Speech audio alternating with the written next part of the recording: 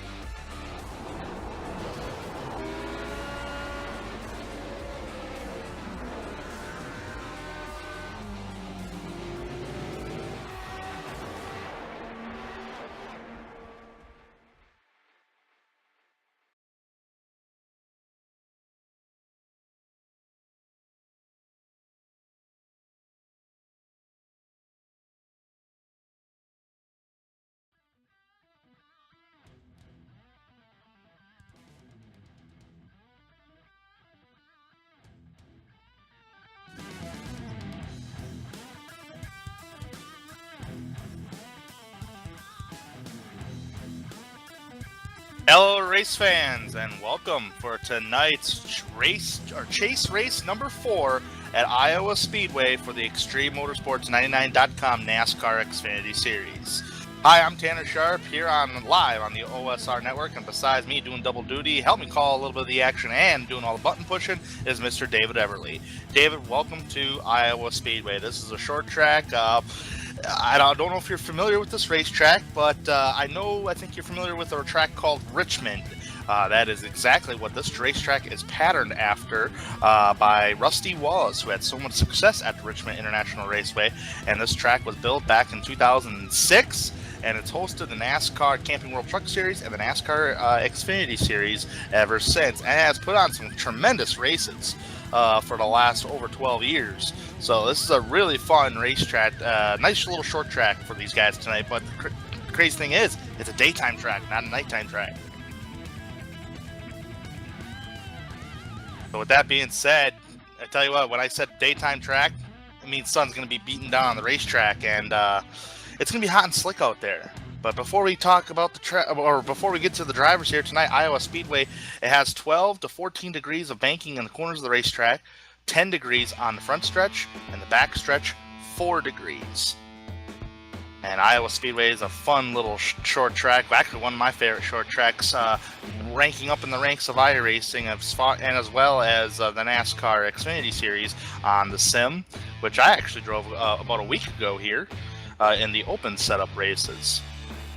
Nonetheless, let's get into our drivers, and we're going to talk about the point standings first before we talk about the fastest qualifiers, which is on screen right now, by the way. But let's talk about the point standings. Bryce Whitson Jr., with 2 races left tonight and next week at Chicagoland, he's going to come into tonight's race with 1,142 points as the points leader with 2 wins on the season. 3 top 5s, 3 top 10s in these first 5 races. Whitson's just been on a roll. He is 7 points ahead of Hunter McDaniel, who has 1,135 points. Has yet to clinch a victory lane spot so far in this chase, but he's just as consistent as Whitson, with the only exception is he has 2 top 5s compared to Whitson's 3 top 5s. Mike Rominger sitting third in points. He's 13 points back, a little further back than what Hunter McDaniel is, 1,129 points. 4th place, Bryce Sinisek, with 1,126 points. And I just got a notification that Hunter McDaniel will not be racing tonight. But he can come into the booth here. So I guess we could talk to Hunter McDaniel here. But first, let's continue with the points here. Eric Tesk, so far 5th in points, 1,115 points. He is all 27 points back. And by the way, Bryce Senesek is 16 points back. Tommy Haynes is 6th in points, 1,112 points, 30 points back. Marty Ray is in 7th on points, 1,111. John Wimbish gained 3 spots in the last race, 1,109 points. He is 33 points back. Wiley Tierheimer, 1,105 points in 9th. And running out the top 10, Travis Pryor, who lost the most points, or most positions in points. Championship is not to be for any of them drivers, with probably the exception of the top 3, maybe the top 4 drivers. But with that being said, is qualifying still actually happening here? Yes, it is. We got about less than 30 seconds here. So with that being said, I kind of want to bring in quickly here Hunter McDaniel. Here, let's bring him in the booth. Hunter McDaniel, do you have a copy? Yes, sir. Loud and clear. Hunter, I got a notification you will not be racing tonight, and that is huge when it comes to points. It doesn't. So if it means he doesn't race tonight, does that mean the championship is gone? Unfortunately, I think so, Tanner. We're moving cross country, so unfortunately, I have to pack everything up. So not going to be in the contention for the championship this year, but came out here to see some good racing. Iowa Speedway is a really fun track, and we're just gonna gear up for next season. Most certainly, but hey, one more question here before we let you go, since we're gridding up here and we got to get to the grid. Since you're not racing tonight and the championship's probably gone, we got one more race after this. Will you be racing Chicagoland next week? And if so, how do you feel about your chances at Chicagoland to try to get a win to notch off at the end of the season? No, unfortunately, I won't be at Chicagoland next week. It's a fun track, and I'll definitely miss running at Chicagoland. It's a lot of fun to drive here in these Xfinity cars. They seem to like Chicagoland. They can be tight entry and loose off, so they definitely are. It's definitely a driver's track. But nope, unfortunately, we won't be racing next week. All right, well, Hunter, let's keep you in the booth here. Since you're going to watch some amazing races, you can probably watch it with us here tonight. How does that feel? Yeah, that sounds awesome. This should be a fun race, Iowa Speedway is a very fast track for its size, A lot more speed than Richmond, high speeds, and a little bit interesting line as we'll see the drivers change it up through the race, so it should be a really good one tonight. I do feel sad that the Cup Series do not come here, but there's got to be a lot of things that needs to be done to the racetrack in real life in order for the Cup Series to come here. But hey, we're gridding up here. Let's get to the grid here. Eric Tesk so far on the pole with a 23.393. Congratulations to Eric for sitting on the pole here tonight. Mike Rominger is sitting in 2nd. Marty Ray in 3rd place. Randy Perdue in 4th. And Cammy Hearn rounding out the top 5. Michael Atkins Jr. is in 6th. Bryce Sinisek is in 7th. Tommy Haynes is in 8th. David Elliott in 9th. And Richie Evans rounding out the top 10. And if you want to take the next 10 there, Hunter, if you like to. Yeah, let me just pull it up right here. So you just got to give me a second. I got to pull up my overhead. That's fine. We got 2 laps around this joint, so it's not going green right away. So you've got Wally Tierheimer. He's starting in the 11th position. Right behind him, that's going to be Kerry Cleaver in the number 69, starting in 12th. Brent Kuhl in the Ford car, starting in 13th. Joshua Gillen pulling the 14th, that he's in the 40 car. Jeremy Rigney right behind him, starting in 15th. And Bryce Whitson Jr. in 16th. 17th is going to go to Gary Wobold. He is the final car to qualify. Behind him, we have the 41 of Sal Casey starting in 18th. And the 00 of Nick Hunt starting in 19th.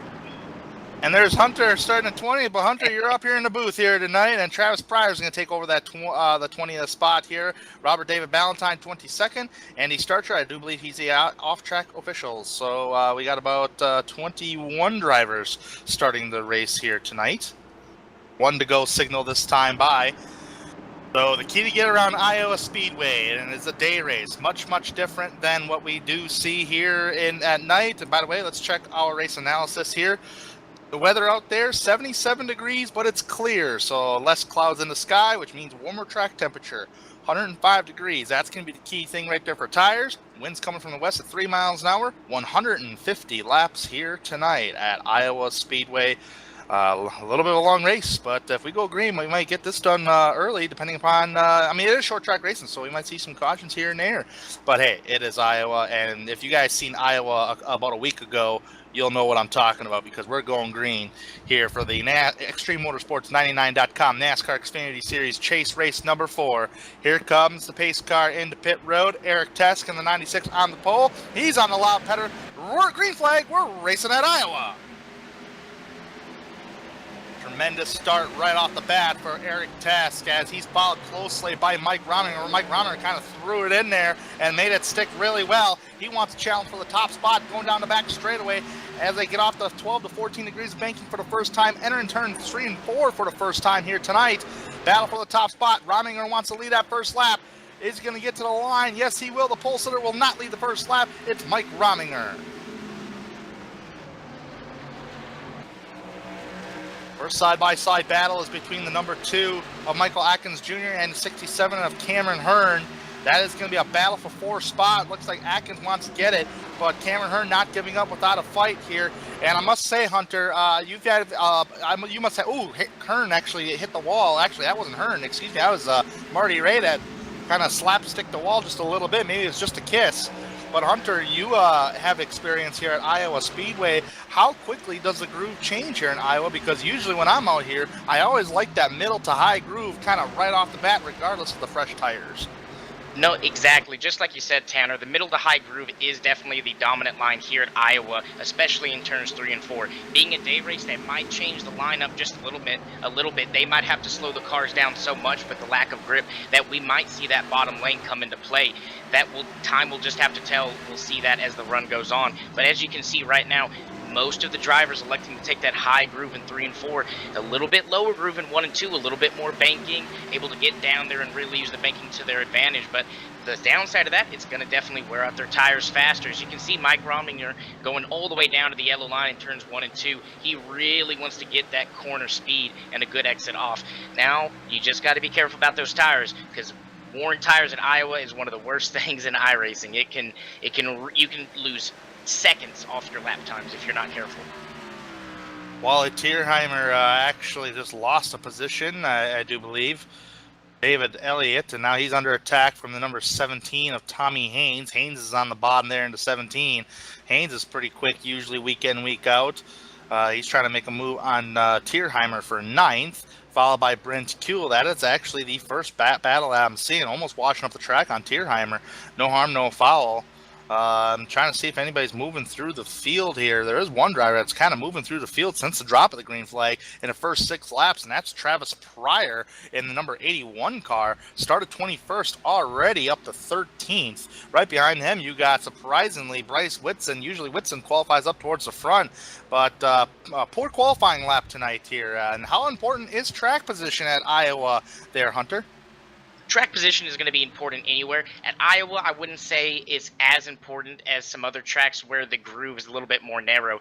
As we can see with this battle going on for the, looks like the 11th position, 12th, 11th position, you can run multiple lanes and try to find that little bit of grip around the guy in front of you. Of course, track position and qualifying is going to be huge, but unlike some other tracks like some 1.5 miles or just some as there's a little bit of contact between the 99 and the 4 car, as I was saying, you do have opportunities here at Iowa to make passes if you do save tires. So if we look up towards the front, we see that there's a big pile forming up behind that's going to be the 96 of Eric Tesk. Eric Tesk, very notorious for being able to save his tires on the long run. So we'll just have to see if Eric is going to play the smart game and be able to get up and compete for the lead as Mike continues to run that bottom lane and possibly wear out his tires. Looks like somebody is trying to use that bottom line, and I would believe that was in the 09 of Bryce Sinisek going underneath Cameron Hearn, trying to battle for the top 5 spot. I like that paint scheme, that Sherwin-Williams paint scheme from Hearn. But so far, Hearn is doing everything he can to hold off Sinisek, and he does for the moment. So usually the front runners so far single file. Mike Rominger has pulled away to a 1.6 second lead, and this is good for Rominger because every point that he needs to lead at most laps to try to regain some spots on the track to get to Whitson, because Whitson is back there in 12th fighting Wally Tierheimer, and Whitson's actually on the bottom side of the racetrack trying to make a pass. And you will see a lot of slide jobs tonight. That bottom lane is just cannot hold the speed that top lane can, and you will see people diving it, especially into turn 3, just trying to dive it in really deep and slide up in the car, slide up in front of the car in front of them, just like the 99 is doing on the 75 of Wally Tierheimer. You're going to see a lot of those all throughout the races. These guys try to make the passes at any time possible. Man, Travis Pryor almost got wiped out from David Elliott because Pryor, you talked about a slide drive, tried washing up right in front of the 42 of David Elliott and almost got himself taken out because of it. But Pryor's been on the move since the drop of the green flag. Already in the 9th spot, started 21st, biggest mover of the race so far. There hasn't been really anybody that has been dropping back since the drop of the green. Mainly drivers who have started within the top 10. Have stayed in the top 10, probably with the exception of one driver, and that's Richie Evans. He's fallen back to 13th. Whitson's now going back. I was trying to get on David Elliott on the bottom side of the racetrack. That is actually the first battle that I'm seeing. I'm not seeing any other battles within the top 10. Everybody else is kind of riding in a single file line, just following each other. And as the tires start to wear, you can already see the drivers trying new lines and trying new grooves. So it's going to be very interesting. We're going to see how these drivers really adapt to the tire wear, especially on a day track and at such a hot track as we have today. We can already see drivers taking the lower line in turn 3. So maybe the lower line is going to be a little bit faster here on the long run at Iowa. It definitely can be, and it does. The weather setting when I was driving in the NASCAR iRacing B-Class Open setups a week ago here at Iowa in these Xfinity cars, it was a late afternoon setting, but the higher line was kind of the preferred groove as the run went on. So I was kind of thinking the same way for a daytime setting like this, especially with a hotter racetrack. If you're loose, you kind of do want to ride the higher line, not the really high line in turns 1 and 2 because of it's really bumpy up there, and it can really mess up. It can really get the car out of whack just a little bit. But turns 3 and 4, you can really use that high line and get a nice run on corner exit. But so far, everybody kind of running in the single file line at the moment. There is a big battle back there with Richie Evans. I do believe Richie Evans, Wally Tierheimer's in there. Brenz Kuehl's back there.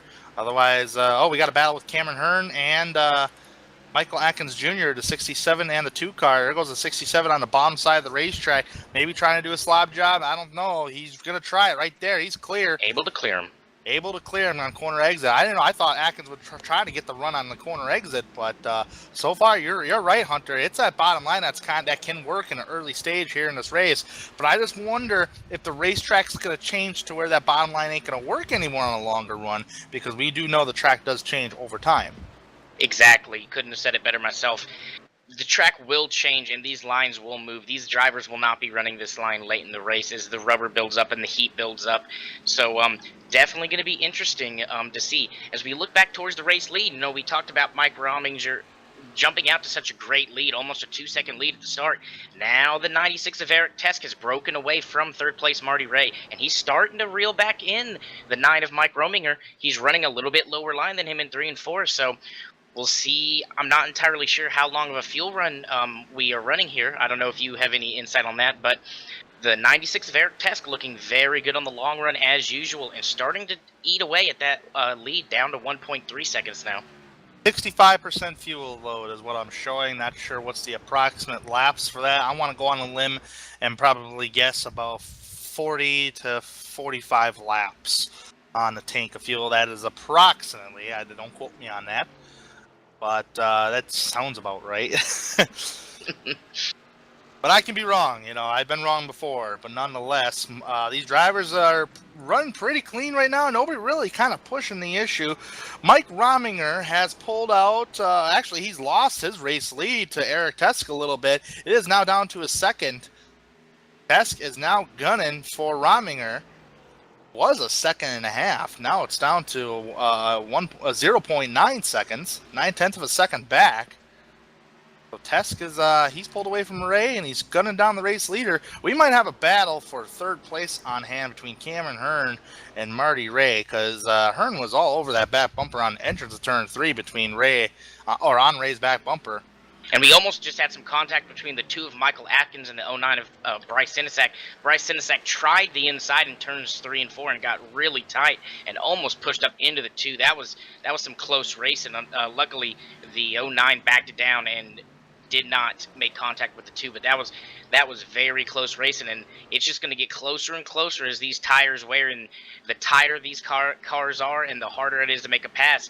We're going to see a lot of those slide jobs and a lot of those dives into the turn not work out, and there's either going to be contact or someone's going to have to back out of it. Man, a big old battle right there between Whitson and Travis Pryor and Randy Perdue. That's 8th, 9th, and 10th. Bryce Whitson takes advantage of that. Pryor still in 9th, having a solid day today. Randy Perdue is right behind them, running in the top 10 in 10th place. So Whitson's kind of on the move right now. This is something Rominger really does not want, because he was 16 points back ahead of Bryce Whitson in 3rd in points. While that may be the case, I think he has a bigger issue right now, because the 96 of Eric Tesk is now down to almost half a second off his back bumper. So I think he's more concerned about the 96 than the 99 right now, because that 96 looks locked and loaded and on rails right now. It's practically going for you got nothing to lose, realistically. You try to go for that win, and that's the most important thing, is to win, because so far in this chase, Whitson's already notched up 2 wins in the chase. And Mike Rominger wants to do everything he can to try to get himself at least a win before the season is over with. But here comes Tesk, man. He's pulled that in 0.3 of a second now. Oh man, looks like he got tight off the old corner. Look at that huge run Tesk has got. He's gonna look towards the inside in turns 3 and 4. Looked like Rominger got really tight off of turn number 2 and had to back it down, which allowed the run to Eric Tesk.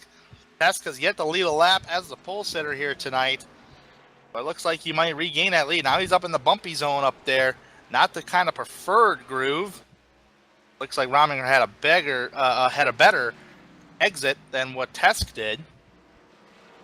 Yep, it looks like the 96 is just searching for grip. As we saw earlier, it's going to be difficult on the longer run to make a pass on the bottom. So maybe trying to experiment a little bit and trying to find where he's faster, where he can have the grip.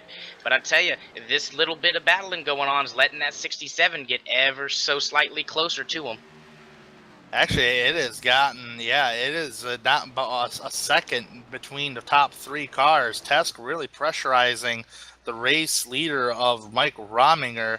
There might be a battle between, not yet. Nothing battling between there. I thought there could have been a battle between Atkins Jr. and Sinisek, but the closest battle, is between the race leaders. Here comes Eric Tesk with a nice run off of turn number 2. Is he able to do anything with it on entrance here? Nope, he's going to follow on the same foot tracks until he can get a nice, good run off the corner exit here. This is the battle for the race lead.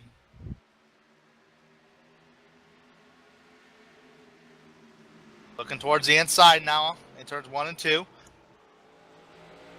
I would think turns 1 and 2 would be a better passing zone than what 3 and 4 is. 3 and 4 kind of would seem like on off of turn number 4 that would get really tight if you're trying to go for a pass.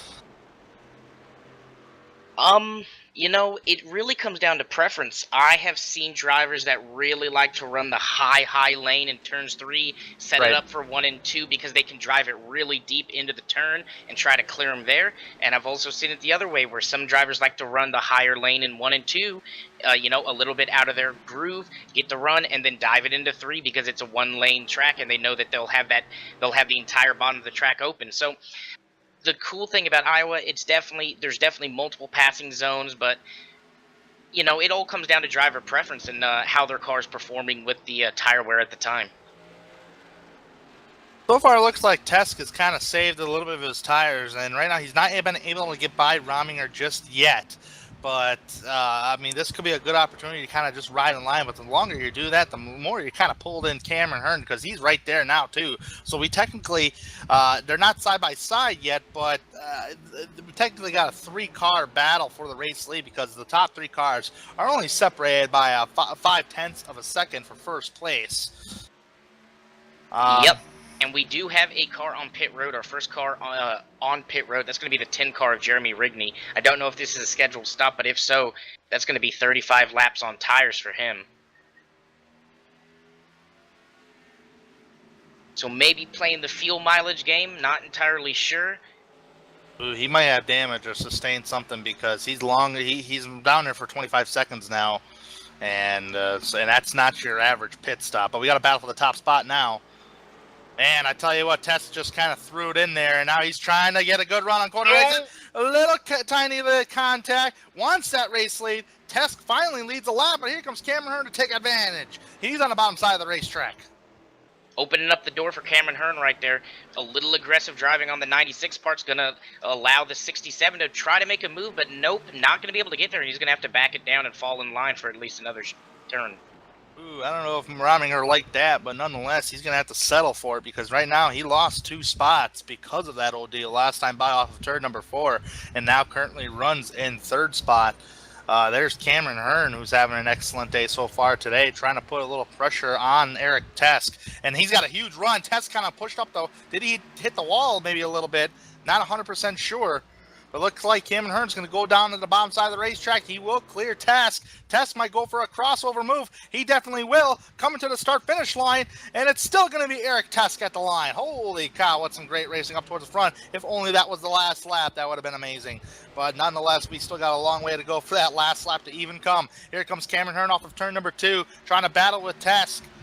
Cameron Hearn has kind of the preferred groove, I would imagine, unless you decide to pull a slide job. Tesk is in no position to pull a slide job right now, and looks like he is able to clear the Tesk. So Cameron Hearn to the top point right now. Man, that was exciting. They're racing like it's the final lap. Absolutely, and I'm kind of surprised this had all that battling has not brought Marty Ray and Atkins Jr., but Atkins is actually putting a little pressure on Marty Ray right now for the battle for the 4th spot. The first top 3 cars still separated by 0.4 of a second. Nothing really battling side by side just yet. But there is a huge battle back here with Tommy Haynes, Bryce Sinisek, and Bryce Whitson. 3 drivers kind of going at it. Tommy Haynes moving up. Sinisek falling backwards. Ooh, the door got slammed on Whitson. That's going to allow Travis Pryor to come in this mix, but Pryor has nowhere to go to utilize those runs. Nope, and Iowa is all a track all about momentum. You want to keep as much momentum as possible, and when that door is shut, it just completely throws your rhythm off and will allow the guy right behind you to take advantage. So shutting that door there by Bryce Sinisek was more effective than it usually is at most tracks. So definitely trying to keep the 99 behind him, and just playing a smart defensive battle. Marty Ray is actually now trying to battle Michael Atkins Jr. for the 4th spot. Top 3 drivers, nothing has changed. It is still Hearn, Tesk, and Rominger, but I tell you what, from 4th on back, it is a hornet's nest. Pack of wolves. While the 3 cats out front still lead the top 3 positions, Atkins, Marty Ray, you got Tommy Haynes in this mix, Sinisek, Whitson, and Travis Pryor. Really only separated by a second between the 4th through 9th. Yep, they are all over each other, and nobody wants to give room. As we saw the 65 of Marty Ray try to make a move back on the 2 in turns 3 and 4, but it's going to hurt him on exit, and he's actually going to be under fire by the 17 of Tommy Haynes, who dives to the bottom. And the 09 of Bryce Sinisek thought about it, but thought better of it. And 17 of Tommy Haynes and Marty Ray are going to go side by side down the front stretch. 65 of Marty Ray is going to clear the 17. So it just is. Oh, that was close between the 99 and the 09. Yeah, I just seen that. That could have wiped out Sinisek, but Man, Tommy Haynes, he threw it in there last time by in 3 and 4. Right now, ain't going to do nothing with it. But it is close quarters battle and practically fifth on back. Haynes is under fire from Sinasek. Sinasek is under fire from Whitson. I mean, you're playing offense and defense at the same time. Sinasek's going to go to the inside. I don't know if he's going to be able to complete the pass. Whitson's has to check up. Has no chance but no choice but to check up. Here comes Tommy Haynes underneath the 65 of Marty Ray. Does not dive it in there like he did earlier. Gets on the throttle just a little bit better, but I don't know if he's going to be able to clear Ray. He does clear Ray. Ray's going to come back to the inside to do a crossover move. I don't know if he's going to be able to complete anything of it. Oh, he's getting close to that left rear quarter panel. And some close racing. This is 5th, 6th, 7th, and 8th, all going at it. A little bump draft to Marty Ray by Bryce Sinasek. Here comes Bryce Whitson on the bottom side of the racetrack on the 09 of Sinasek. Travis Pryor's kind of watching these guys, sitting in a popcorn position, wait for these guys to wreck. Maybe I can dodge it, because he hasn't really done anything to try to take advantage of anything. Actually, there's really nowhere to go at this point. Look at Travis Pryor trying to go around the outside of Whitson. He had a nice little river run, almost contact between the two drivers. Travis Pryor around the outside of Bryce Whitson. Who is coming down to pit this time by. Whitson's coming down to pit. And the 99, you always have to be careful of the 99. He is notorious for being really smart with his short pit strategy. So a lot of these drivers are going to take cues, and do not be surprised to see a couple drivers coming to pit next time by. I was only a few laps off because he came in on 49 laps. And here comes Eric Tesk now. Eric Tesk, the pole sitter, is coming down pit road. So drivers are now seeing Whitson hitting the pits, and it has now come down. We got a bunch of drivers hitting pit road now. We got Tommy Haynes down pit road right now. We got Bryce Sinasek, Travis Pryor, Brent Kuehl all hitting the pits. And solid pit stop for Whitson, 14-second flat. And I think this is a good strategy pitting early, as we saw just how difficult it was for those drivers in the 4th, 5th, 6th positions on the very long run just to try to get around each other. They couldn't find the grip. So short pitting here, getting a little bit of a gap, I think is going to be very helpful in trying to get a lead and trying to gap these other drivers. So definitely I think the smart strategy is short pitting here. Cameron Hearn, Mike Rominger, Marty Ray, Richie Evans, David Elliott, Sal Casey, Robert David Ballantyne, all hitting pit road this time by. Cameron Hearn was the race leader. He's taken 4 tires. Fueling it up too, obviously. You got to make it on fuel here.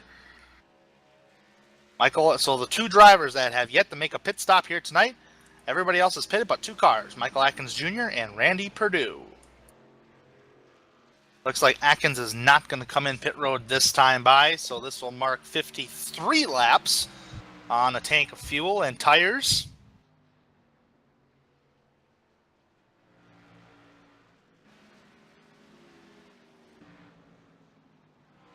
And let's see here, fastest pit time here tonight. I am seeing no less than 14-second flats from Whitson. Eric Tesk is another. Otherwise, everybody else is averaging anywhere from a 14.7 to a 15-second pit stop. Now, where is Eric Tesk compared to? Eric Tesk is still out in front, ahead of Bryce Whitson, but Whitson actually, I know for sure, gained spots on the track because Rominger's now in 6th place. Travis Pryor is in 7th. Sinasek is right behind Pryor. Oh, the 69 car in the wall. There's trouble. Randy, oh no! There's trouble on the back straightaway. Travis Pryor is wrecked. The 69 car, that is Kerry Cleaver, bounced the outside wall. Caution is out for the first time. And this pinned some guys a lap down as well. Ooh, some tough break by the 81. Looks like the 69 just got a little tight coming out of the turns. Touched that wall, shot him down the track, and the 81 had nowhere to go. That's a hard pill to swallow, especially with how well the 81 was running. Oh, man, I tell you what, the 69 car hit the wall so hard on the back straightaway. He totally came down on the number 81. Oh, he tried turning the wheel, and as soon as he hit the wall, he turned it to the right, but it was too little too late to try to avoid that. And I tell you what, man, that's very troublesome right there. I do believe at the time of caution, I got to double check this here because at the time of caution, I think Atkins pitted. Where is Travis Pryor here? I have to go back at the time of caution here.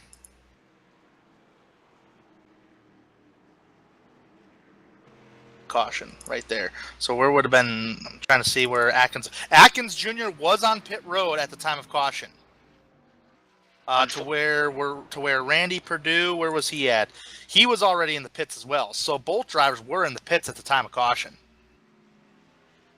Looks like the 2 of Michael Athens is going to shake out in 7th. We'll have to see as he goes this time by. I believe he's going to actually shake out 3rd. We'll have to see as everything cycles out through this round of pit stops. Yeah, absolutely. I am currently showing right now Rominger is the race leader. I know a bunch of drivers are hitting pit road right now. What a topsy-turvy of events are going on in the middle of the race here. But so far, drivers hitting pits. Richie Evans, David Elliott, Bryce Whitson has hit the pits as well under this caution flag. Majority of the field actually has hit the pit road this time by. So I'm actually waiting for live timing and scoring to really get this unsettled because there's drivers who there was a little bit of confusion. Some drivers went in and the leaders stayed out, but now the leaders are coming in because the live timing and scoring shows Rominger as the race leader, and he's on pit road to where Whitson just pitted and he's already on the racetrack. So there's a little bit of confusion going on at the moment. So kind of waiting for everything to kind of fall out here. I have everybody's when they visit pit road and what pit time they have.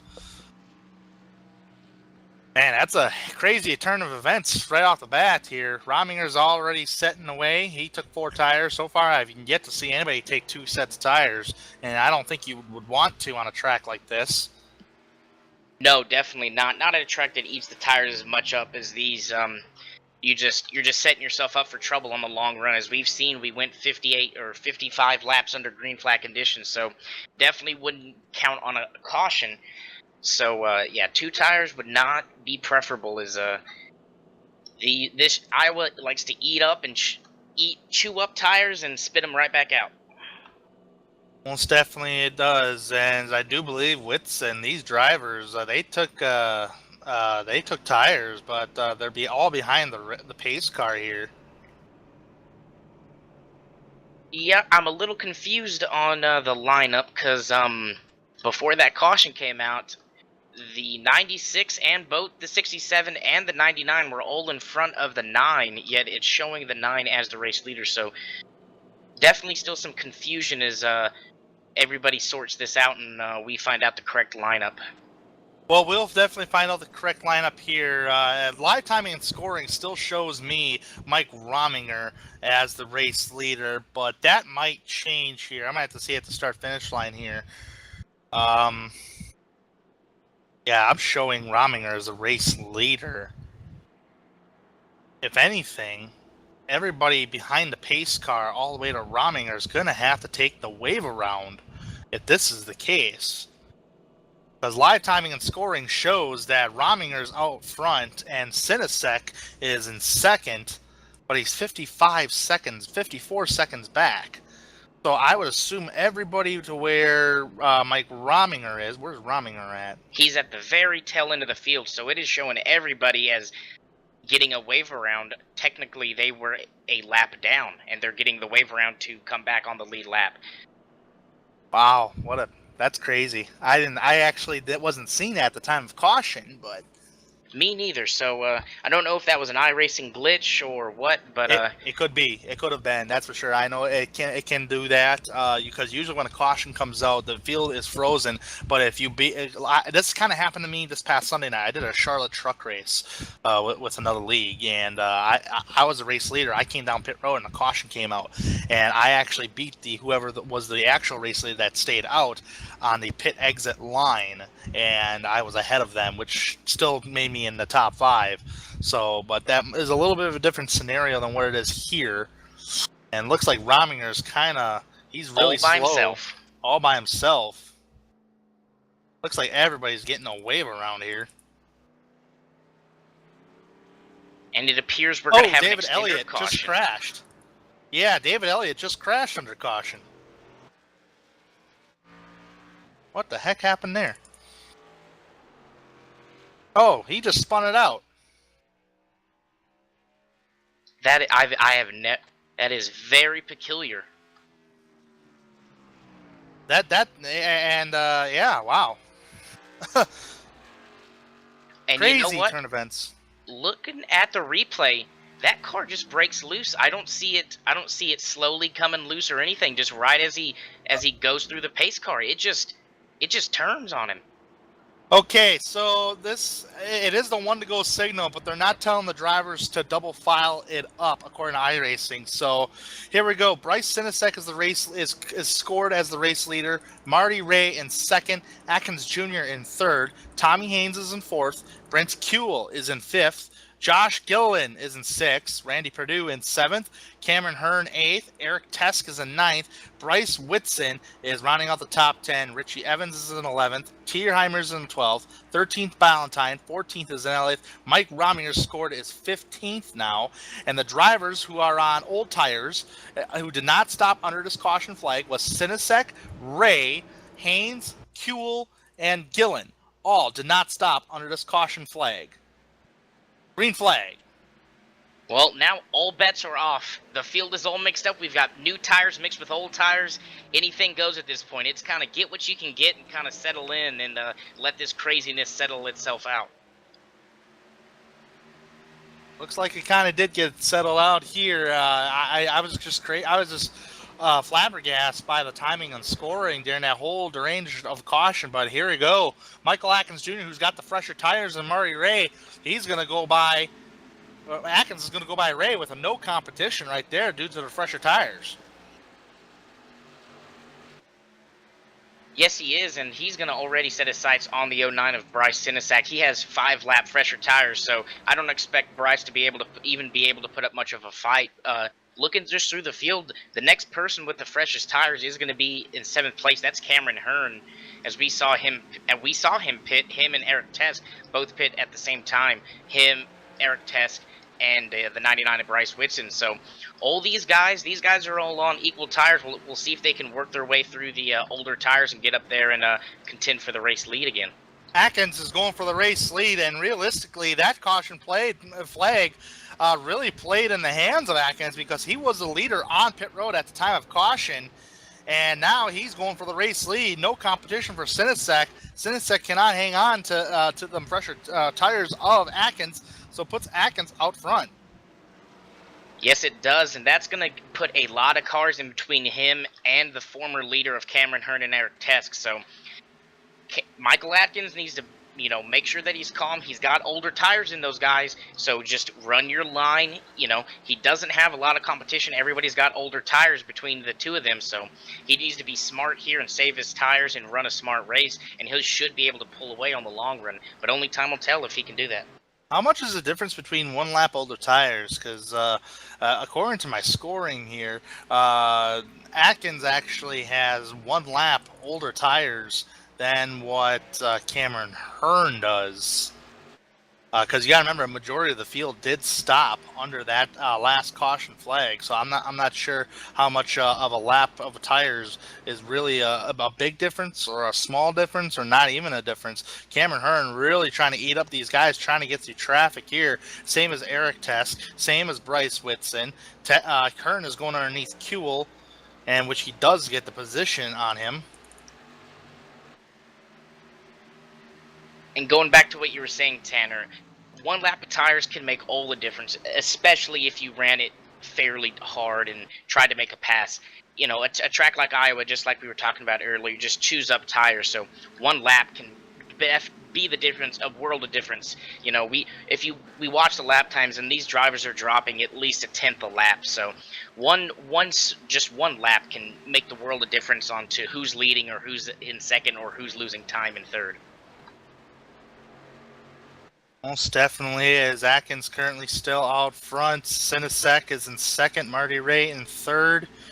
Tommy Haynes in fourth. Here comes Cameron Hearn to challenge Haynes and Ray.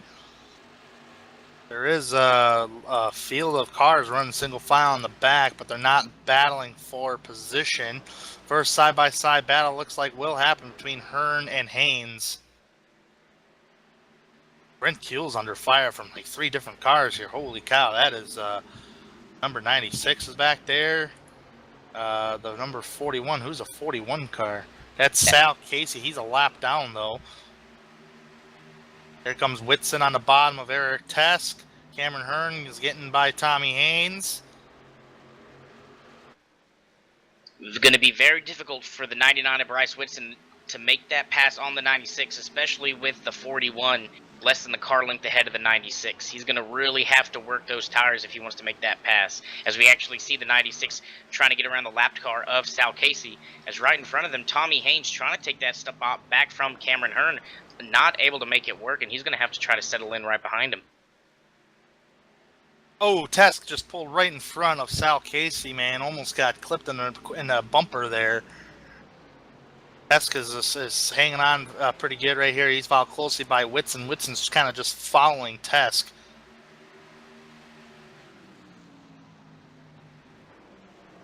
And Senesek kind of pushed up the hill just a little bit. Still able to hang on to second place. Battle for second is going to be huge. There goes Whitson underneath Brent Kuehl for position. That's a battle for 7th. A lot of these guys are on 5-lap older tires. That is a difference right there, difference maker. There's Sinisek, Marty Ray, Cameron Hearn, 2nd, 3rd, and 4th. Michael Atkins Jr. has pulled out to about a 1.3 second lead. Cameron Hearn might be looking towards the inside, or at least wants to try to go for a position here. Tommy Haynes kind of dove it in there. 2 different lines have been taken by both drivers. Yep, as we see the 65 of Marty Ray get to the inside of the 09, he's going to try to make a move going into turn 3, dives it hard deep into turn 3. See if he clears him, slides up in front of him. He's going to take that second spot away, move the 65 up into second. Most definitely, as the more they battle, the more they're bringing more drivers into this mix, because here comes Cameron Hearn. He wants to get underneath Senesek. Eric Tesk is followed closely behind. He's battling with Tommy Haynes for position on 5th place right now. Whitson's followed closely behind. Cameron Hearn on the bottom. He does clear Senesek. Tesk wants to wash right in front of Haynes. Does so. Here comes Whitson to the bottom on Haynes. Cameron Hearn gets a nice little run right there on Marty Ray. Couldn't do anything with it. Man, and I tell you what, Tommy Haynes almost ran into the back of Eric Tesk. Yeah, like from practically Sinisek on back is just chaotic between 4 drivers. 96. Yes. Oh, go ahead. Oh, I was just saying, yes, they are. There's a blanket thrown over those drivers, and they're just trying to take as much as they can. The second they get a run, they're going to try to get around those drivers, especially the ones like Tommy Haynes or Bryce Sinisek or Marty Ray, the drivers that have a few more laps on their tires, because it's almost a mentality mindset. You know that you're faster than the guy, and you know that you can get around him, especially because he's on old tires. But that kind of mindset is what wears down the tires. As we see the 67 of Cameron Hearn try to get to the inside of Marty Ray, but all that battling, all that trying to get that position as fast as possible might have hurt his tires, and he might not have the grip that he should have this early, or this kind of late into the run, I should say. And the cat out front is the one that's liking all these battles from second on back, because he has pulled out to about a 1.5-second lead on these drivers. There goes Cameron Hearn looking towards the inside of Marty Ray. A little bit of a couple updates here. Travis Pryor, Jeremy Rigney, all have brought it to the garage. Let's see here, and Mike Rominger has made it only up to 10th place. So some drivers who were the race leaders had to really lose their race lead due to timing and scoring. Rominger's back in 10th. Now we got a battle for second on coming here. Cameron Hearn on the higher line. He gets around. He's got that little bit of a clean air to work with to try to gun down Atkins. Eric Tesk as well trying to follow Cameron Hearn. Looks like Whitson is still trying to get by drivers. Whitson cannot get around Tommy Haynes. He's been working on Haynes for a little while now. Just cannot get by him. Even though Whitson Actually, yeah, Whitson's got 5 laps newer tires than what Tommy Haynes and Sinisek and Marty Ray have. As we get later and later into this run, we're seeing it right now with these drivers. It's going to be harder and harder to make the passes, as even though, like you said, the 99 has 5-lap fresher tires, that groove has seemed to narrow and narrow as the race goes on, and he's just not able to clear the 17 and even really get to his inside to make a run for it. So really, track position is becoming more and more important as this race goes on, as we see this groove start to narrow. Yeah, absolutely. I always thought track position was, yeah, as you said at the top of the show there, Hunter, track position is the most important wherever you go realistically. But I tell you what, it's starting to be really important as this race goes on because the track has changed. You haven't seen very many drivers run the bottom side of the groove. At least right now they're not. They're kind of running single file to that middle to high groove, especially in turns 1 and 2, that middle groove. And Whitson, even though he's got 5-lap fresher tires than what Tommy Haynes does, he still cannot complete the pass on Tommy Haynes. Look at Whitson trying to squeeze himself on the outside row, trying to get the run on corner exit. Does not happen. That's what Whitson wants to do, is try to get on the higher line so he can get that nice run off, because that is his preferred groove. He doesn't think the bottom line is really going to work.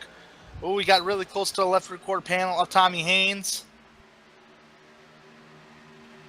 Cameron Hearn has knocked his race. Oh man, he has really knocked off a chunk of time, because here comes Cameron Hearn. He's starting to gun down Atkins. Yes, he has, and right now he's running about 0.3 faster than the 2 of Michael Atkins. But as we saw with the 99, it's going to be difficult to pass him. We saw it with Eric Tesk and the 9 of Mike Rominger early in the race. You can catch a guy, but catching a guy and passing a guy are 2 completely different things. Battle for the race lead, heating up. Right to the back bumper, Cameron Hearn did get on Atkins. Atkins, the Mountain Dew Camaro, still trying to hang tough out front. Cameron Hearn being pressured by the Sherwin-Williams paint scheme of Cameron Hearn. Hearn's going to get, yeah, kind of had to back it off. Got a little tight on corner exit of turn number 2. Let's see what he can do down turn 3 and 4 here. So far, pretty even. I mean, you caught the guy. It's just a matter of passing the guy. And sometimes when you catch the guy, even though you feel like you're faster, it just kind of goes to show that it's a little more difficult to pass than the gain. Oh, man, there goes Cameron Hearn. He's looking towards the outside. Atkins might give him the outside row. He certainly does. You're quicker than I am. Maybe I can gun you down later.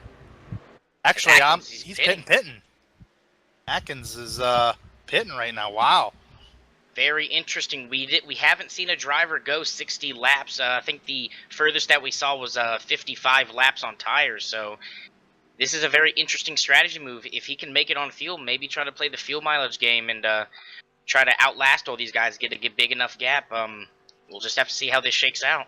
This marked Atkins Jr. 36 coming to 37 laps on them tires, and plus the caution flags. And we did have an extra caution flag being thrown by race administrators. So realistically, take about 4 or 5 laps off of the 36 laps. That's 30 laps on green flag tires, realistically. But my live timing and scoring does count the caution laps as when the last time you visited pit road. But Atkins Jr., the only driver to go down pit road at the moment. Cameron Hearn is your race leader. Eric Tesk is currently in the 2nd spot. Marty Ray is currently in 3rd. Tommy Haynes is in 4th. Bryce Sinisek is in 5th. Tommy Haynes got around Sinisek, and Bryce Whitson still wasn't able to do anything to those 2 drivers, but now he's trying to do something to Sinisek. So this is going to be a battle for the top 5 spot between Whitson and Sinisek. Sinisek trying to hang strong on that outside line. He has the preferred line, but they're going to go dead even at the line. We'll just have to see how hard they dive it into the turn. As they're still even, this is going to be interesting as the 99 is able to clear the 09. Looks like the 09 backed down a tiny bit. They're going to settle down and go single file. As the 17 to Tommy Haynes is starting to catch the back bumper of the 65. So don't count the 17 to Tommy Haynes. Looks like he's definitely getting the speed where it counts late into this race. Man, I know. I thought, when I drove Iowa a couple weeks ago, it was an open setup race. Tonight, these drivers are driving a fixed setup, so which means every single driver is driving the same setup.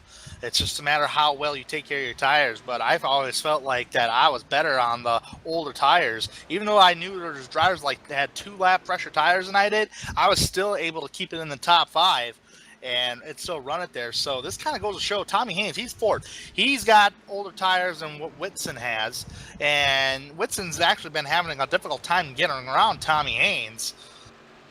So Tommy Haynes really hanging strong in the top 5, currently in 4th. He might go for position on the 65. This might open up a door for Whitson here. We'll have to wait and see. No, it looks like the 65 of Ray got a better run on corner exit. Could not utilize that bottom line. It looks like the bottom line is a little bit way too tight. Whitson's now looking towards the inside of Tommy Haynes. Getting to that left rear quarter panel, getting to that left rear tire. Using a little side draft to slow down the little momentum, kind of like that. Side by side on turn 3. This is a battle for 4 spot. Drivers hitting pit road. Here comes Eric Tesk to the pits. And just before that, we saw the 09 of Bryce Sinisak. He also hit pit road, as we see Eric Tesk bringing a couple drivers. That's going to be the 24 of Richie Evans and the 9 of Mike Rominger. So definitely fuel strategy playing a huge factor here late in the race. As we got more drivers coming down pit road, the leader included. 40 miles an hour is the pit road speed here at Iowa. Don't get caught speeding on pit road. So far, I have not seen that today. Nobody has had a difficult time on pit road. Man, Whitson and Ray really hit pit road together here. Whitson had a cruel lap time in qualification, started 16th. So he's been trying to work his way up to the field. Has yet to lead a lap today. Marty Ray also into the pits. Tommy Haynes is now the new race leader. He's actually hitting the pits right now. This surrenders the race lead to Robert David Ballantyne. Bunch of drivers hitting the pits. Brent Kuehl, Wally Tierheimer. Hearn's already been in. He's already out. Whitson's already out. And going back to what you were saying earlier, I'm very surprised we haven't seen any trouble here with pit road tonight, considering how difficult of a pit road it is here at Iowa. Very tricky to get onto. It doesn't look that deceiving, but it is a very sharp turn coming out of turn 4, and those cars have to be coming down out of turn 4 extremely slow. They got to really slow down in turn 3. So good job by these drivers keeping it clean and doing a good job of getting down on pit road. Oh, but Robert David Ballantyne is actually the first driver I just seen that just undershot his pit box. So that was one mistake I just seen now. So David Elliott, currently your race leader, has yet to pit. Randy Perdue is in second. Michael Atkins Jr., a lot of time gained. He pitted it about 10 laps ago. He's still running out there. He's currently in 30. All he's got to do is wait for Randy Perdue and David Elliott to pit. Cameron Hearn currently in 4th now. Eric Tesk, Bryce Sinisak, and Bryce Whitson all have made pit stops, taking advantage of them fresh tires, trying to run their race. So far, currently just seeing 2 more drivers that just need to hit the pit road, and then they'll surrender the race lead over to Cameron Hearn.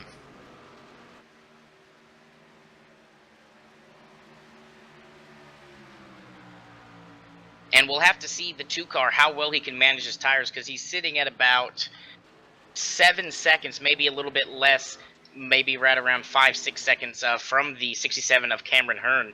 We'll just have to see if he can save his tires, since he has, looks like, 9 laps more on his tires. So it's going to be a big challenge if he can save his tires and just hold out long enough to where the tires start to equalize and that lane really starts to shrink it up, as we've seen on the late run. So yeah. They will gun him down. I will promise you that, because live timing and scoring shows it's already down to 5.5 seconds to Cameron Hearn between Cameron Hearn and Michael Atkins Jr. So he is really gunning him down. Randy Perdue still remaining out on the racetrack. So with that being said here, folks, we're going to go ahead and take our first commercial break here. Randy Perdue is the only driver that has yet to pit road. Otherwise, when he pits, it's going to be Michael Atkins Jr. that will be the race leader. But hey, Cameron Hearn is quickly gunning him down. So we'll see how this all unfolds once we return from commercial break. We'll be right back.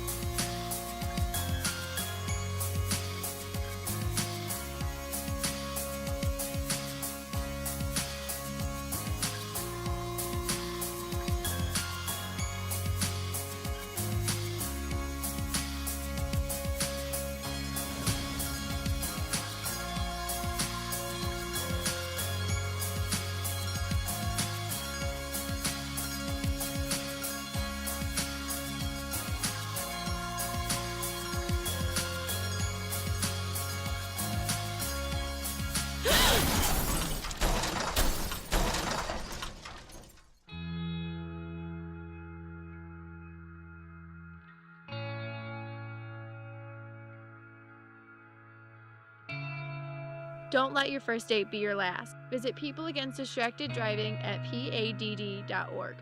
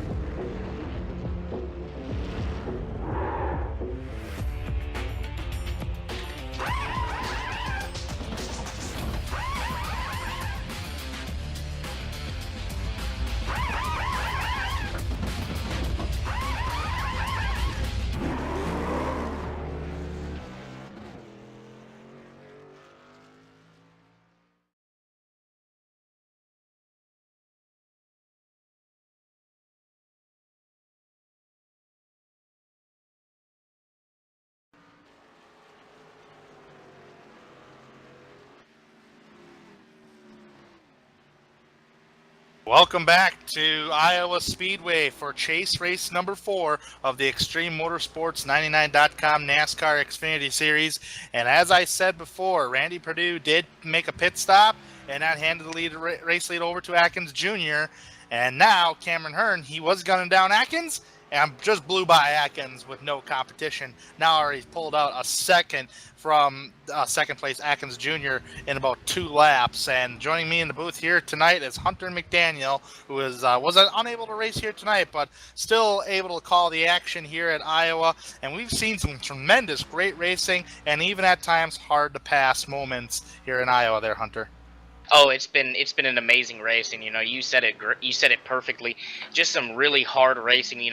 We've seen it really hard to pass, and we've seen these drivers make really aggressive yet clean moves to try to make these passes, and it's just been some really good racing to watch. And as you just said, the 2 of Michael Atkins unable to hold that position. Just the 67 to Cameron Hearn, those almost 10 lap fresher tires just working with them. Ooh. And just no chance for him to hold on to that position, and now under fire from the 96 of Eric Tesk. So we'll have to see how far he falls, but he's got a pretty good gap, looking at still maybe coming out of here with a top 5. So don't think his strategy is going to pan out. Well, his strategy isn't going to pan out for the race win, but might get out of here with a top 5.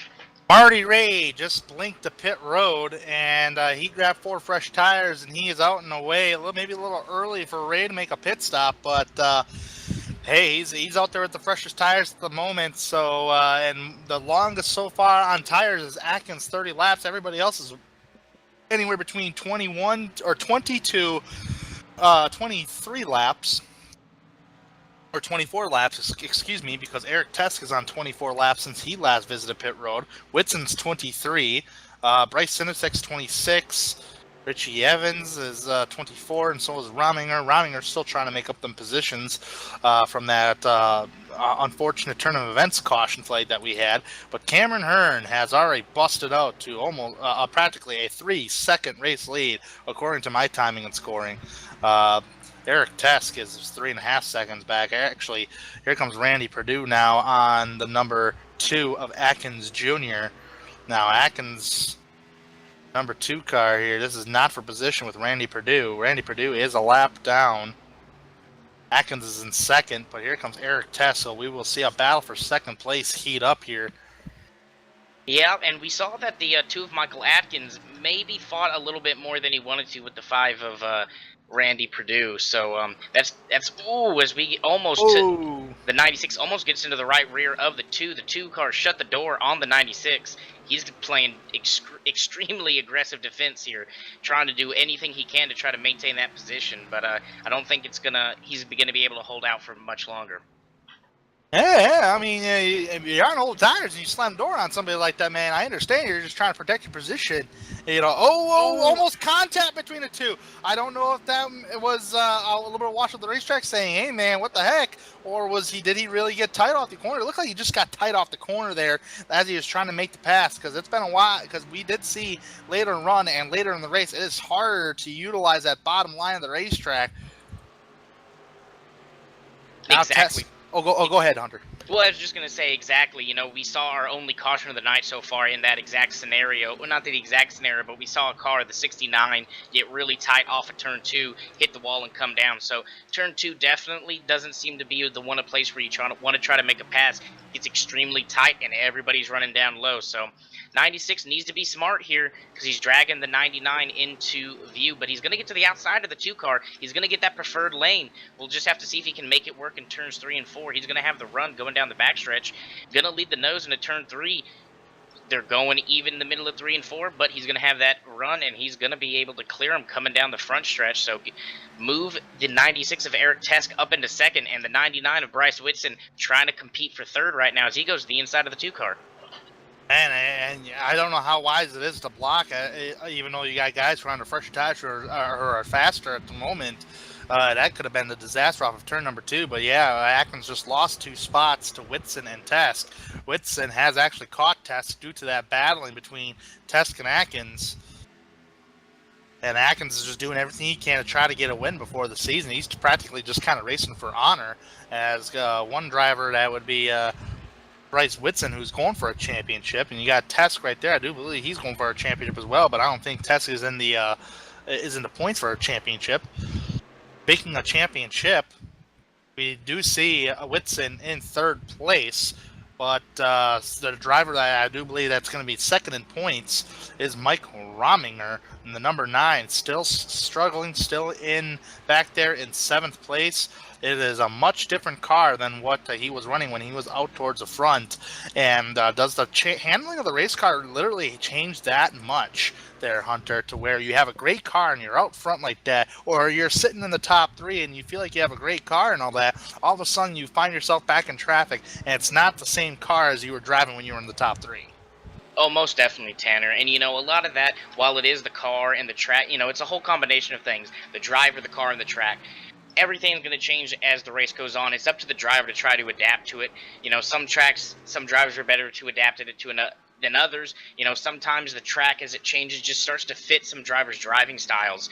And like you said, traffic plays a huge role. So looks like just those kind of factors all together, track position, the track changing, maybe the cars, you know, handling a little bit different.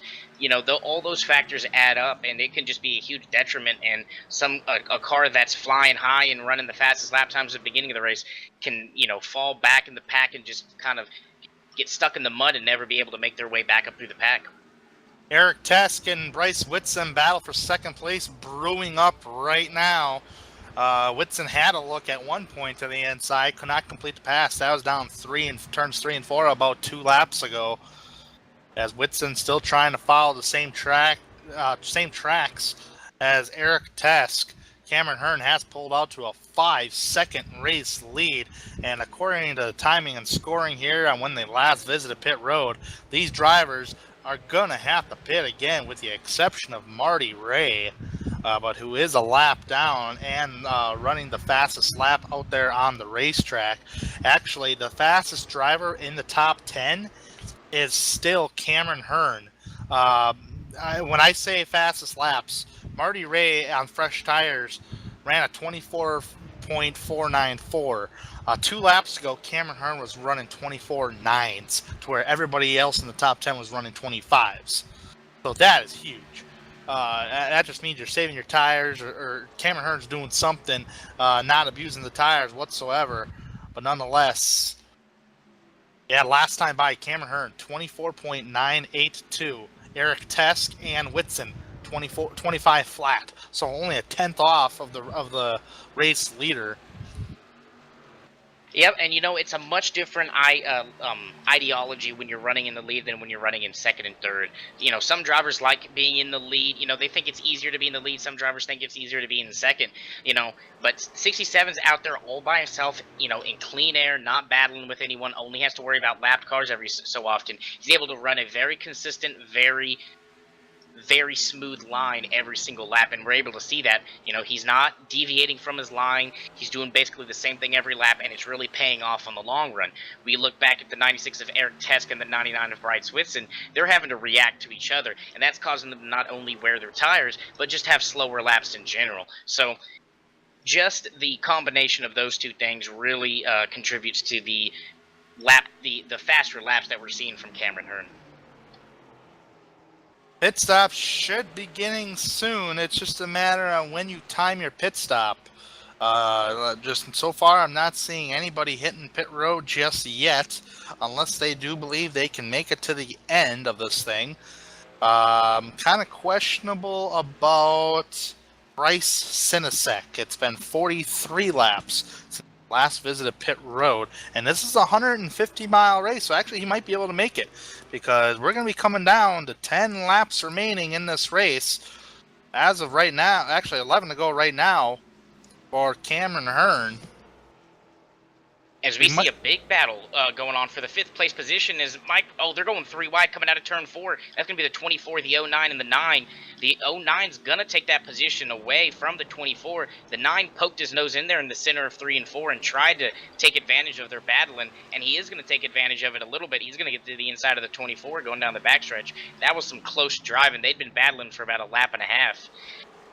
Oh man, I don't know about this. This is kind of a danger zone for Mike Rominger, especially when you're trying to gain as many points as you can for a championship. But I tell you what, that is Sinisek on back. Sinisek so far out front of those cats with Rominger and Richie Evans battling side by side. And then you got Tommy Haynes who's close behind. Let's see, Then the longest I have seen tonight, as far as anybody making it as long as a fuel run, is 52 laps. Cameron Hearn still out front, got about 5 seconds over Eric Tesk. Bryce Whitson has kind of laid off a little bit, only 0.4 of a second back from Eric Tesk. Biggest battle on track is between 17 of Tommy Haynes and Mike Rominger. That is going to be a battle for 7th. And then you got Sinisek and Evans. Sinisek looks like he kind of slammed the door on the 24 of Richie Evans there. Evans, they were both utilizing the bottom line, which is very unusual. Down in turn 3. Oh, he's giving him a little bit of a bumper tap right there in turns 1 and 2. Evans letting you know he's there, that, hey man, I'm here and I'm going to go for this pass eventually. I didn't like what you did down to me in turns 3 and 4. I'm trying to go for a position here. You're making it difficult for me. Let's see if Sinisek's like, hey man, I'm just trying to run my race, trying to protect my position. Bumping's racing. Yes, it is, but you're not going to shake the 09 of Bryce Sinisek. He is a very confident driver, and as much as the 24 wants to do that, I don't think he's going to rattle the cage of the 09 too much, as we see the 09 actually start to pull away a little bit. And as you said earlier, they're really running that bottom lane, which is very interesting. We haven't seen that this race so far, so really trying to make that bottom lane work in 3 and 4, and it seems to be working, but We'll find out in these next 6 laps if the 24 can get up there and contend for that position. Well, one more lap until right now. Actually, the race leader just passed the 5 to go mark. So if a caution does come out, folks, this will end the race realistically. And Hearn has just got a whale of a race lead, 5 seconds ahead of Eric Tesk and Bryce Whitson. Nothing really happened between those two drivers. Biggest battle on track is between Evans and Sinisek. Rominger, oh man, these guys are just all over each other for position. This is 6th, 7th, and 8th. And then you got Marty Reyes on fresher tires back there. So far, these drivers are just all over each other with 4 laps remaining. Yes, they are. They're shuffling position. They're changing lines. They're trying to do anything they can just to try to get the edge on the driver in front of them. We saw the 24 take that position away back from the 09 in turns 1 and 2.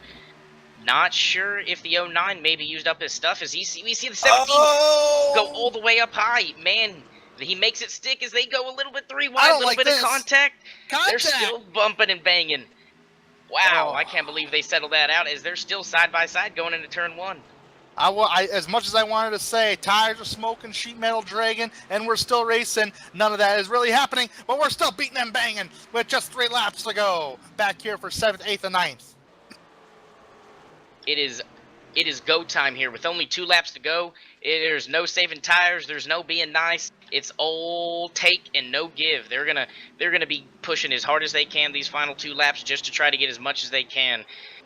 Especially with all these drivers in a blanket over each other, there is an opportunity to make up 1, maybe even 2 positions. So they do settle down for a second. We'll see if anybody can make a run here with only 1 lap to go. It's 1 lap to go. Let's keep our eyes on the race leader here as he's on the back straightaway. Cameron Hearn, number 67, Sherwin-Williams Camaro is going to come between 3 and 4, coming off turn 4 right now, and he is going to take the checkered flag at Iowa Speedway for Extreme Motorsports 99. Congratulations to Cameron. Eric Tesk is going to take 2nd place, and Bryce Whitson in 3rd. That battle back there is still really heating up between Senna's 2nd, Tommy Haynes, Mike Rominger, almost making collision contact. And that rounds out with Senna Sec in 6th, Mike Rominger in 7th, and Tommy Haynes 8th. Richie Evans got a top 5 finish. Nice job, Richie. All right, that was a pretty good of a race here in Iowa Speedway. And I tell you what, this is what we're going to do here, folks. We're going to talk to some drivers here, the top 3 of them. And Hunter, I'm actually going to give you one of those drivers, but I think I'll give you the 2nd place driver. But right now, let's see if we can pull up Cameron Hearn, if I can find him here. There he is. Cameron Hearn, let's pull him up into the booth here for an interview. Cameron Hearn, OSR Network, do you have a copy? Yeah, I got you. Cameron, what a whale of a race you just ran here at Iowa. You had about a 5.5 second race lead. Tell me about your race. It looked like you started 5th. You're mainly in the top 5 the entire race. And some caution flag really changed some unfortunate events, like really flip-flop things. And there was that one pit stop where you're just trying to maintain your track position. Tell me all about it. Yeah. At this track, I mean, it's real tough to pass. So at the beginning of the race, I was just trying to save my stuff and let other people battle each other, and then at the end catch back up. And that's kind of what happened into the first run. Then that caution happened, and I don't know what happened with the field. I thought I should have been the leader, but I started mid-pack, and then it was kind of a battle from there. And luckily, green flag pit stops, got on pit road real good, and kind of saved my stuff. Probably wasn't the fastest first 5 laps, but after that, I felt like I was one of the fastest cars on the track, and just keeping your nose clean, staying out of trouble, not pushing the issue, and having patience. It's tough to have, and it's one of those things that it pays off. You just have to do it, and that's kind of what I did tonight. Absolutely, and you're not a championship contender this season here, Cameron, but you do score your first. Actually, this is you do score your first top 5 and top 10 finish as far as the chase races are concerned. You did have a pole back in Pocono, so that actually has to give you a little relief right now that right now is winning Iowa. And now that you're not racing for a championship, you're still going to go for more wins here on out to end out the season. And by the way, do you plan on racing with more races for Extreme Motorsports 99 next season? Yeah, for sure. It's all about the wins. At the end of the year, you don't have really a chance. So when it comes to pit strategy, something to get you out front. If we don't have a contention, I don't have nothing to lose. So definitely going for the win. And yeah, next season should definitely be a lot easier on me in terms of scheduling. So this summer, this spring, the schedule didn't work out like it had in previous years. But great group of guys that run the things over here. Rick does a great job. All the admins in the league, all the different series do a great job, and it's definitely awesome to have the races broadcast, and everything's ran real smooth, and that's what you look for. Can't ask for anything else. Absolutely. And how do you feel about trying to win the finish the season at Chicagoland Speedway? Different racetrack than what Iowa is. Chicagoland is a 1.5-mile racetrack, a very unique 1.5-mile racetrack, may I add. How do you feel about your chances in Chicagoland next week? Yeah, I feel pretty good. Chicago's, not a small track, but it's one track you have to. I like tracks that you have to use the brake at, and you have to use the brake there, just like Iowa. So, I feel real good. Same thing. Start up front, stay up front, stay out of trouble, and then be there at the end. All right. Well, congratulations on the race win here tonight, Cameron. Thank you for taking the time to talk with us, and we will see you next week at Chicagoland Speedway. Awesome. I appreciate it. Thank you. That's Cameron Hearn, folks, who wins the race here tonight at Chicagoland. And Hunter, I'm going to give you second place. If you got a couple questions lined up for Eric Tesk out there, he had a very solid race in second place after starting from the pole. Very slow start, but still able to lead a couple laps. I'll give you Eric Tesk. Hey, Eric Tesk, Hunter McDaniel up in the booth. You got a copy? I got you loud and clear, Hunter. How you doing tonight, Eric? Well, just call it a night almost, but I'm doing fine. Great race. What about you guys? Oh, not too bad. We saw you had a really strong car, especially on the long run. Did the car change a lot for you as the race progressed, as the track warmed up and the groove seemed to change?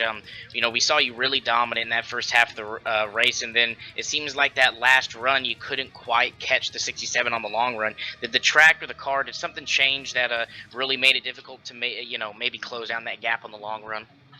Well, I had some little bit of contact with, I think with Nick, with Mike, with the 9 car, and from there on, I think my car was just a little bit damaged, so it was not all the way optimal. That was a kind of an issue, and the track, I thought the top line was gonna work really well, but somehow it didn't, so I never could figure out the perfect line. And Cameron just, he found the magic touch on this track, and he deserved to win it. We talked about that up here in the booth, and we saw that especially late into the run. A lot of drivers experimenting with lines. Really late in the race, we saw some drivers go all the way to the bottom. How difficult was it to make a pass, even with these drivers experimenting on lines? It seemed like as the race progressed, it was just harder and harder to make a pass on this guy in front of you. Well, the cars were getting really tight, so you're gonna get pushed out of the, you get pushed on into the grazing groove. And the outside line had, they had the momentum, max out their speed, so you never really could clear them. So you really need to do it like a slide job or whatever. It was really dangerous to do that, so I never did that. But a lot of people did it, and somehow it worked. But that was the only thing to do, just doing a perfect slide job and just came ahead of them. Yes, we definitely saw the slide jobs happening all over the track. Well, we go to Homestead, Miami next week. How are you feeling about Homestead, Miami? Another 1.5-mile track. You've shown speed at 1.5-mile tracks this season, so how do you feel about going into next week? Or, I'm sorry, excuse me, Chicagoland. I was really thinking about, what are you talking about? Hey, sorry. There's force of habit. Oh, yeah, I know. Well, it's just gonna be another day, I gotta just treat it again like a 1.5-mile track. So we need to be careful on our tires, and I think that's gonna be the key on Chicagoland. But it's all or nothing for me because the chase is coming down. It's gonna close, so I don't know. Yeah, I totally understand. Well, before we let you go, do you have any final words, Eric? I just want to thank you guys just for the amazing stuff you're doing, and I want to thank the admins as well for this amazing league. Well, thank you very much, Eric Tesk. That was the 96 of Eric Tesk, finishing in the second position here at Iowa tonight.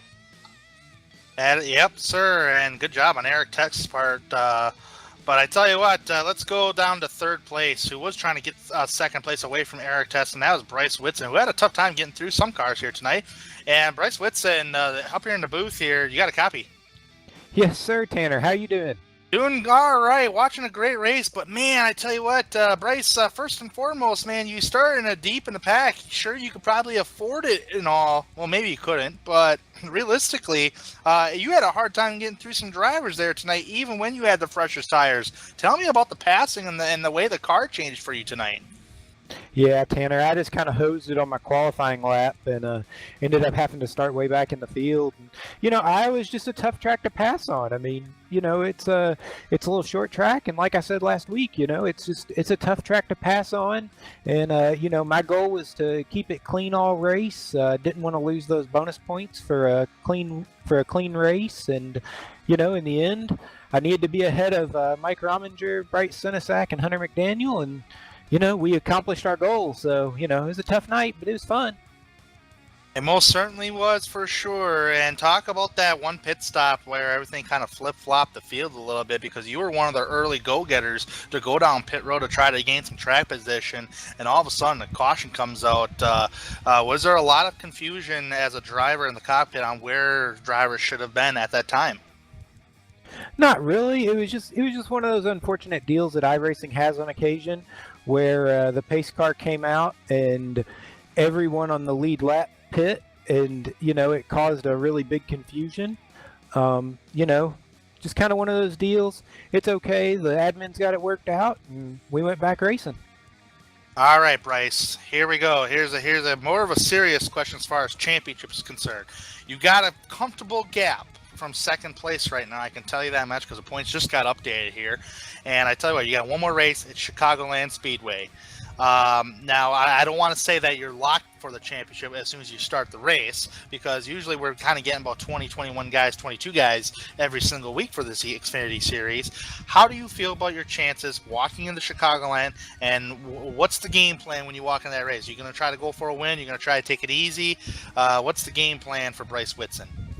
At this point in time, my game plan is to stay within 17 positions of Mike Rominger and within 19 positions of Bryce Sinisak. Other than that, man, I'm just going to be cruising at Chicago. There's no reason to take any risks there. There's no reason to end up accidentally putting it in the wall or something like that.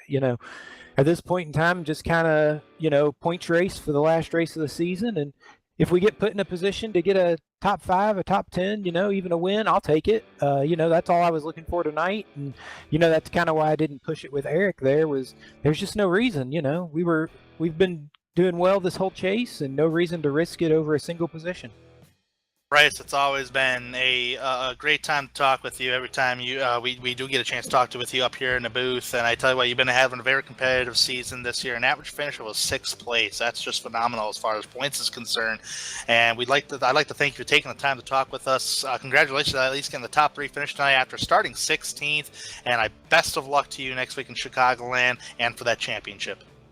Hey, thank you much, Tanner, and I just want to say a thing to everybody out there. I encourage you to go to join.bethematch.org and sign up to be a bone marrow donor. It's quick, it's painless, and it just might save somebody's life. You heard him, folks. That's Bryce Whitson driving the number 99 Be The Match Camaro. He finishes in 3rd place tonight. And gentlemen, let's go over the race results here, get our final thoughts of Iowa and our thoughts for Chicagoland next week. Cameron Hearn is going to be your race winner. He finishes 1st tonight. Eric Tesk finishes in 2nd. Bryce Whitson in 3rd. Michael Atkins gets a solid top 5, finishing in 4th. Richie Evans as well gets a solid top 5 finish in 5th. Bryce Sinisak in 7th. Mike Rominger could not make up those positions back up after that flip-flop of a caution. He finishes in 7th. Tommy Haynes in 8th. Robert David Ballantyne started 22nd, finishes in 9th. David Elliott rounding out the top 10. Wally Tierheimer, the first car lap down, finishes in 11th. Brent Kuehl in 12th. Randy Perdue finishes in 13th. 14th, Marty Ray. 15th place is Joshua Gillen. Sal Casey in 16th. Travis Pryor finishes in 17th after having a great, tremendous run here today in the top 10. He'll finish in 17th. 18th place, Kerry Cleaver.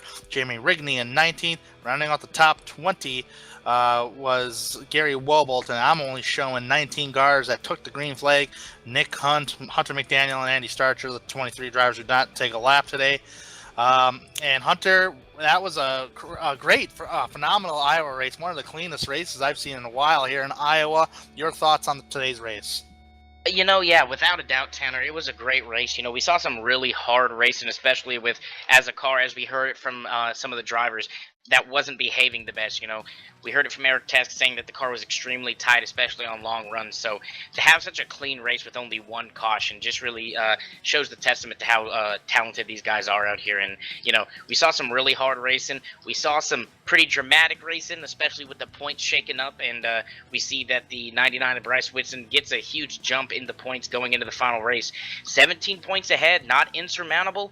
Anything can happen, especially here in motorsport oval racing. So it's gonna be a crazy week next week. Definitely got to tune in and watch that because all bets are off and everybody's gonna be gunning for that top spot. All right, before we let everybody go, I'm looking forward to Chicagoland next week, one of my favorite mile-and-a-half racetracks. I've actually went there many times. My first time going to Chicagoland was the first year they had the chase there in 2011. Went 5 straight years from 2011 to 2015. Haven't gone since. But Chicagoland's it's a great mile-and-a-half racetrack. Very unique there. So catch that next week. First, we got some people to thank here. First off, let's thank the organizers for ExtremeMotorsports99.com. Thank you for all they do and the show that they put on here with their drivers. Thanks to all drivers that participate in these series for this league. It's just been awesome watching you guys race. And if you want to check out more about ExtremeMotorsports99.com, go to Extreme Motorsports. That's Extreme, Xtreme, motorsports99.com for more information about their other series. They got a Monster Energy Cup series, Xfinity and Truck, and other series as well. As we just concluded here for chase race number 4 at Iowa Speedway. And thanks to the team here tonight on the OSR Network, David Everly, who does all the camera button pushing. Thanks, Hunter, for joining us here in the booth tonight.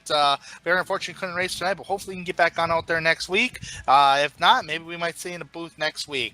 But we'd like to thank everybody for chit-chatting it up here tonight. Seeing the chat really busy here tonight for the race. Join us next week. Next week is the final race for the Extreme Motorsports 99 NASCAR Xfinity Series. That is Wednesday, June 27th.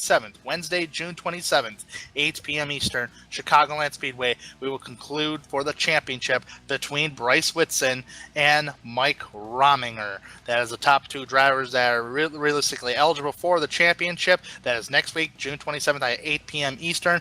Don't miss that at Chicagoland. I'm Tanner Sharp. This is David Everly and Hunter McDaniel. We will catch you guys next week.